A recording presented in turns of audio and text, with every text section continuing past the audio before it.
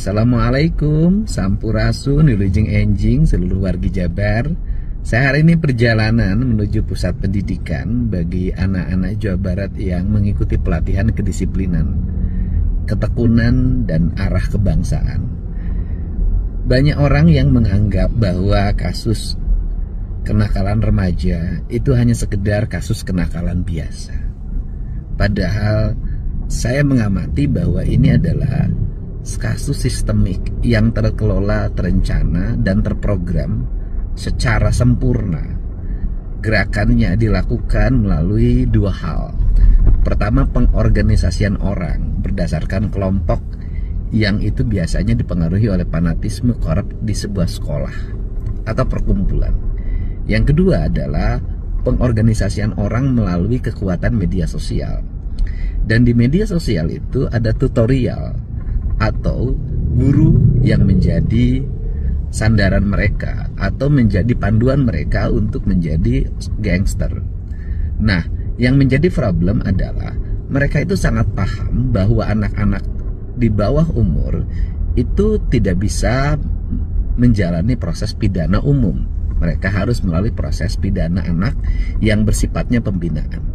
Dan di setiap kabupaten kota hampir tidak ada ruang untuk tempat pembinaan anak. Ketika anak itu mengalami proses pidana, polisi itu tidak punya tempat untuk di mana disimpan, sehingga mereka tinggal di kantor polisi karena mereka tidak bisa dimasukkan sel karena masih anak-anak.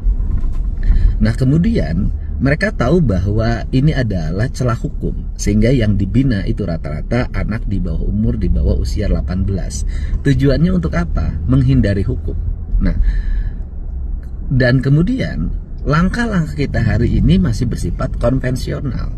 Konvensionalnya adalah mereka yang melalui proses pidana itu melalui pidana peradilan anak, sifatnya tertutup, kemudian nanti dititipkan di tempat penitipan anak-anak yang nakal yang telah melalui proses pidana, yaitu di Bogor. Nah, kemudian yang kedua, secara umum banyak diselesaikan melalui proses kekeluargaan, akhirnya dikembalikan kepada orang tuanya. Dan karena jumlahnya banyak, selama ini penanganannya itu kalau anak-anak berkelahi hanya dikumpulkan, disuruh jalan jongkok, kemudian setelah itu pulang lagi dan jadi gangster lagi. Nah, kalau kasusnya sudah kriminal, penganiayaan, pembunuhan secara terus-menerus dan berlangsung dalam setiap waktu, dan yang paling mengerikan adalah ketika mereka melakukan tawuran, kemudian upaya-upaya kriminalitas